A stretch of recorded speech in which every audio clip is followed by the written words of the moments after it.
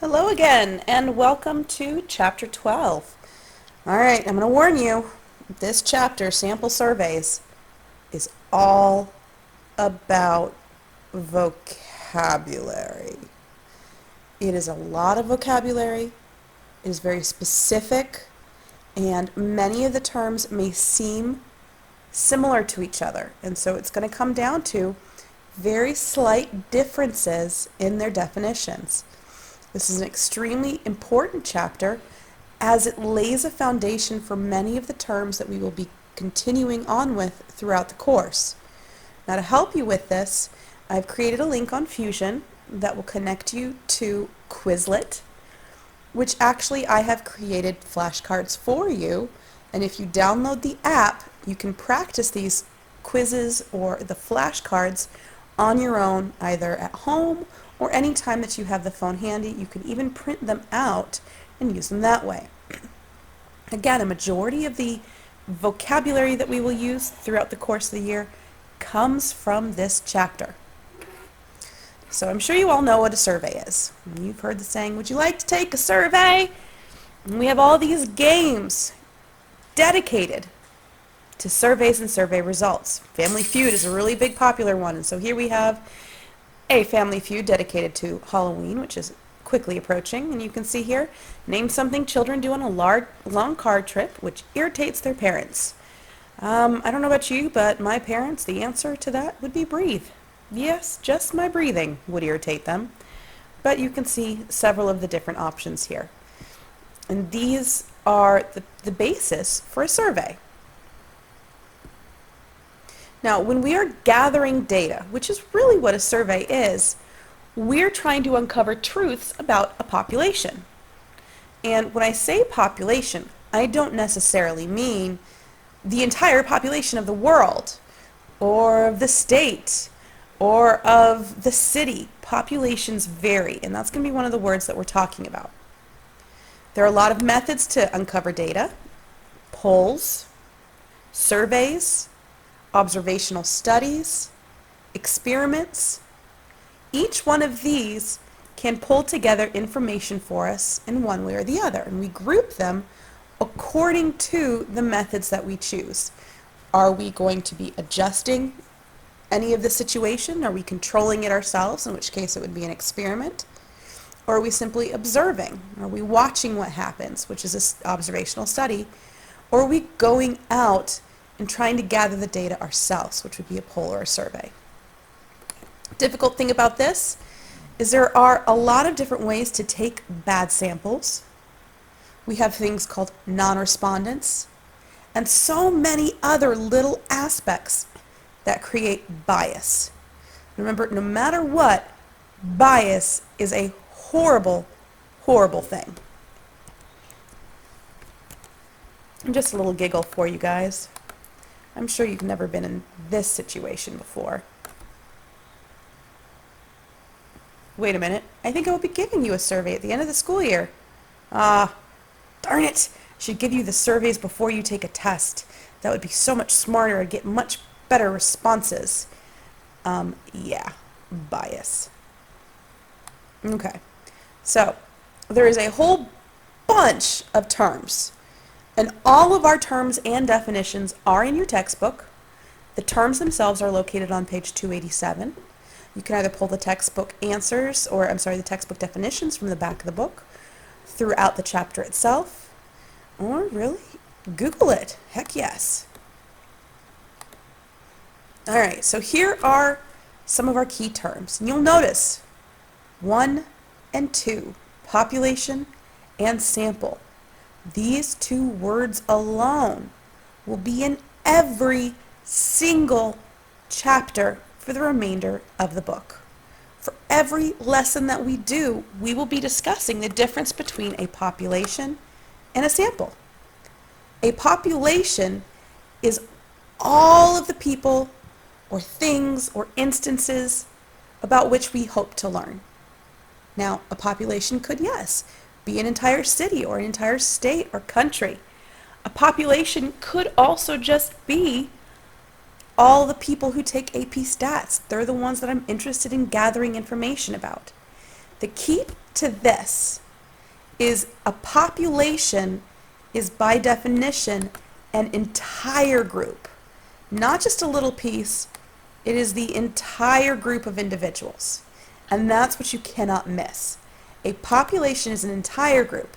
If we miss even one person from a population, it instead becomes a sample.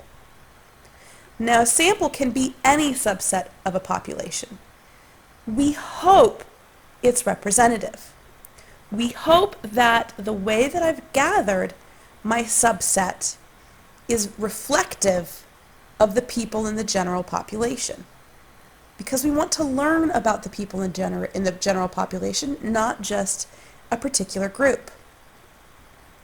In order to make our sample representative, we use randomization. This is what we talked about in the last chapter.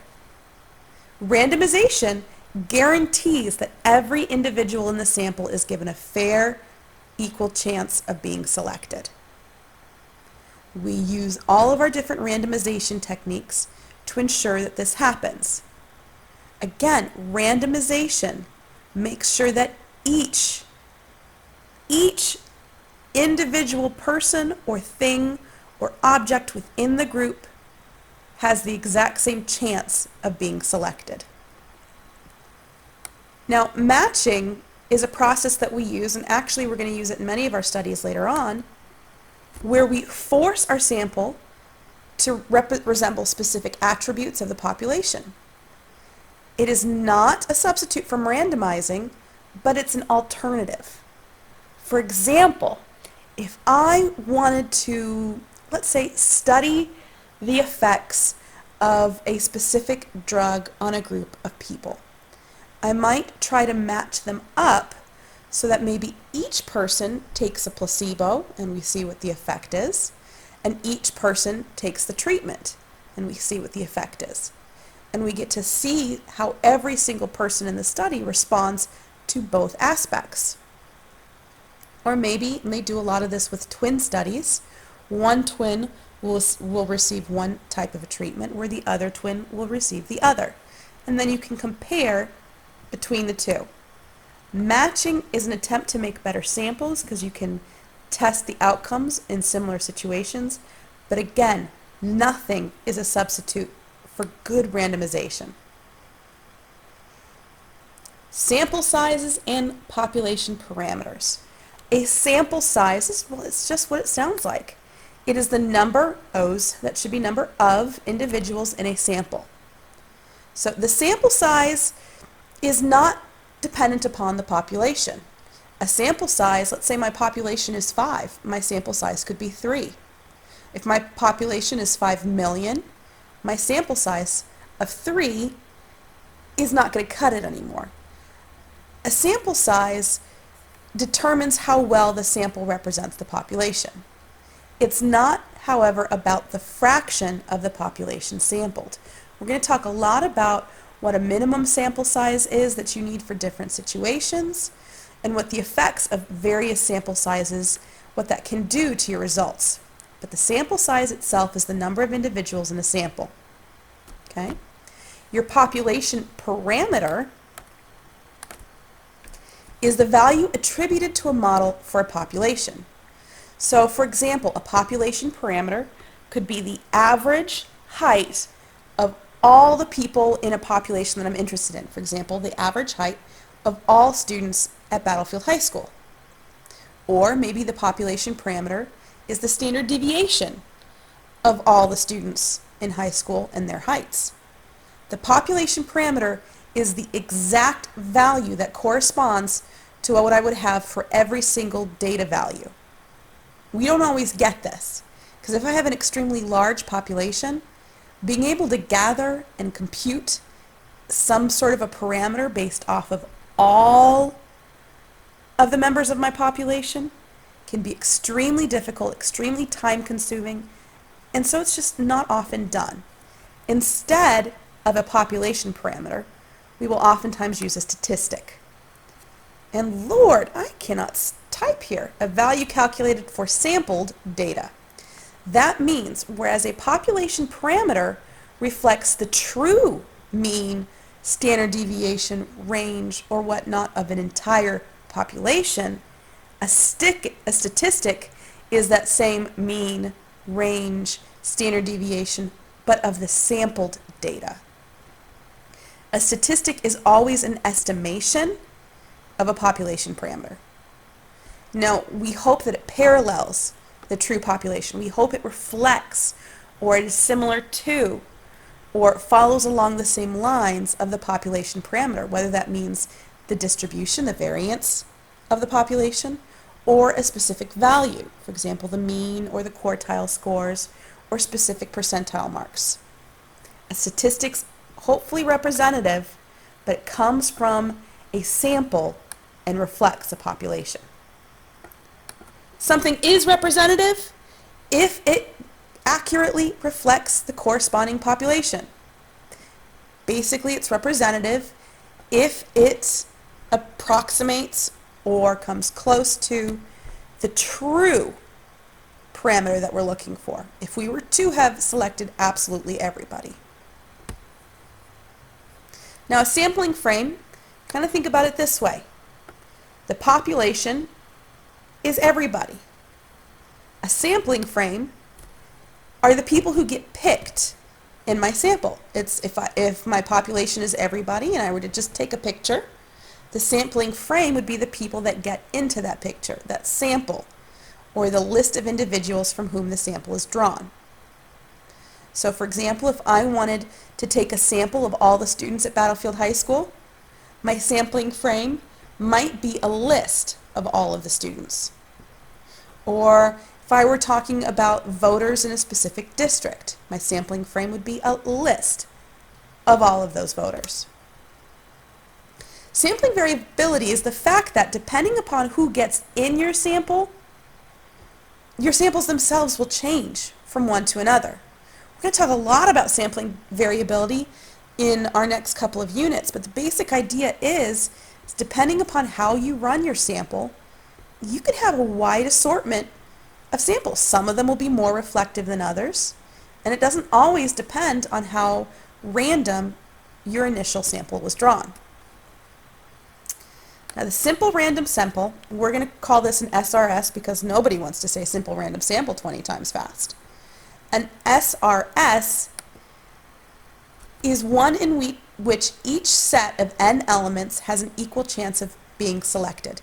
That does not necessarily mean that every individual has the same chance of being selected. That means that whenever I try to take a group of 10 people, any group of 10 people has the exact equal opportunity to be selected. Okay, that means if I were to take a group of, out of the class, we were to take a group of 5 students out of the class, any arrangement of 5 people will have the same opportunity of being selected.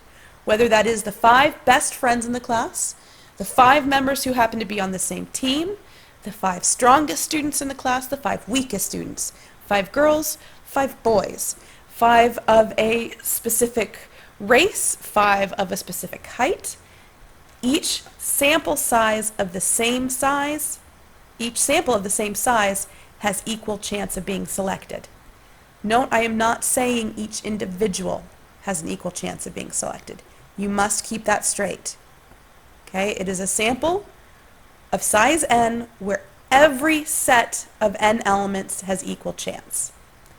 By the way, the only way we can do a simple random sample is if we have a list from which to draw from. I cannot do a simple random sample if I cannot generate a list.